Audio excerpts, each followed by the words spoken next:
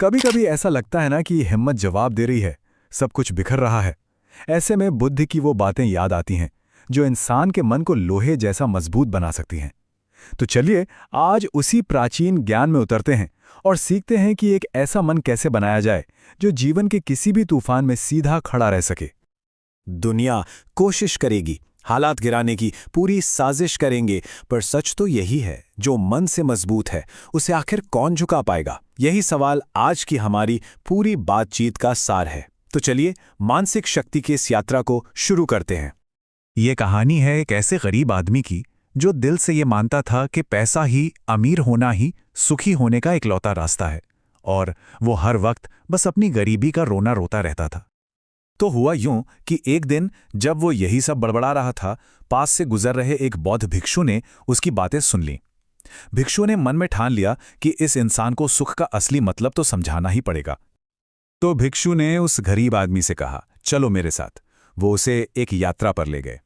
उन्होंने कहा, मैं तुम्हें 3 अमीर लोगों से मिलवाता हूं, ताकि ये जो दौलत और सुख का भ्रम है ना, वो टूट सके। आप सोचिए, वो दोनों पहुंचते हैं एक बहुत ही शानदार आलीशान घर के सामने। गरीब आदमी तो बस देखता ही रह गया। उसे पूरा यकीन हो गया कि इस घर का मालिक यकीनन दुनिया का सबसे सुखी इंसान होगा। लेकिन जब वो अंदर गए तो उस अमीर आदमी ने अपना दुखड़ा सुनाया। वो देख नहीं सकता था। उसने कहा, मैं अपनी ये सारी दौलत देने को तैयार हूं, बस एक बार, सिर्फ एक बार इस दुनिया को, अपने परिवार को अपनी आंखों से देख सकूं। भिक्षु ने उस गरीब आदमी की तरफ देखा और पूछा, क्या तुम अपनी आंखें देकर ये सारी दौलत लेना चाहोगे? उस गरीब आदमी ने फौरन सिर हिलाकर मना कर दिया। अच्छा, तो पहला सबक तो मिल गया, पर कहानी अभी खत्म नहीं हुई थी। इसके बाद भिक्षु उसे एक और भी बड़े महल में ले गए। उस गरीब आदमी की उम्मीदें फिर से जाग गईं। उसे लगा, चलो कोई बात नहीं, ये आदमी तो पक्का सुखी होगा। लेकिन यहां भी जो दिख रहा था वो पूरा सच नहीं था। इस अमीर आदमी के दोनों हाथ काम नहीं करते थे। वो अपाहिज था। उसने कहा, इस दौलत का मैं क्या करूं? काश भगवान मुझे गरीब ही बना देता, पर मेरे ये दोनों हाथ सलामत होते। भिक्षु ने फिर वही सवाल पूछा, क्या तुम अपने दोनों हाथ देकर इसकी दौलत लेना चाहोगे? और जवाब फिर से ना था। अब भिक्षु उसे एक ऐसी जगह ले गए जहां उस गरीब आदमी को लगा कि हां, अब जाकर मुझे वो इंसान मिला जो सच में सुखी है। इस आदमी के पास एक महल था, बेशुमार दौलत थी, और उसका शरीर भी एकदम स्वस्थ था। पर इस तीसरे अमीर आदमी का दुख शायद सबसे गहरा था। उसकी पत्नी ने उसे धोखा दिया था, और वो हर पल बस बदला लेने की आग में जल रहा था। मतलब उसके पास बाहर का सब कुछ था, सिवाय अंदर की शांति के। और यहीं ये बात साफ हो गई कि बाहरी चीजें मन की शांति की गारंटी नहीं हो सकती। तो इस पूरी यात्रा के बाद अब आता है असली सबक। वो सबक जो भिक्षु उस गरीब आदमी को और शायद हम सबको सिखाना चाहते थे। अब सवाल यही उठता है कि अगर ये महल, ये दौलत, ये सब असली दौलत नहीं है, तो फिर असली दौलत है क्या? और जवाब जानते हैं, बहुत ही सिंपल है। इतना सिंपल कि हम उसे रोज देखते हैं पर पहचानते नहीं। असली दौलत वो है जो हमारे पास पहले से है। हमारे देखने की ताकत, हमारे काम करने वाले हाथ, हमारा स्वस्थ शरीर और हमारे मन की शांति पाने की क्षमता। ये वो खजाने हैं जो उस गरीब आदमी के पास हमेशा से थे, बस वो उन्हें देख नहीं पा रहा था।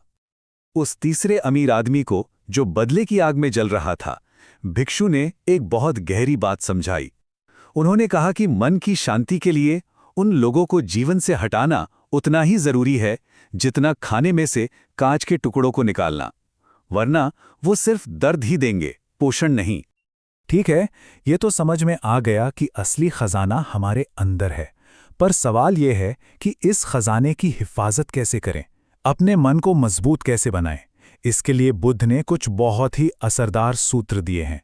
अगर वो गरीब आदमी या वो तीसरा अमीर आदमी इन सूत्रों को समझ लेता, तो शायद उन्हें अपनी शांति कहीं और खोजने की जरूरत ही नहीं पड़ती। मन को मजबूत बनाने के लिए ये 3 कदम एक गाइड की तरह हैं। पहला, स्वीकार करो।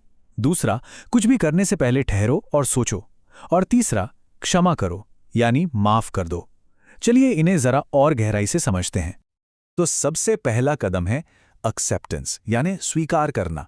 देखिए, ज्यादातर दुख की जड़ क्या है? हम उन चीजों से लड़ते रहते हैं जो हमारे कंट्रोल में हैं ही नहीं, बिल्कुल उस गरीब आदमी की तरह।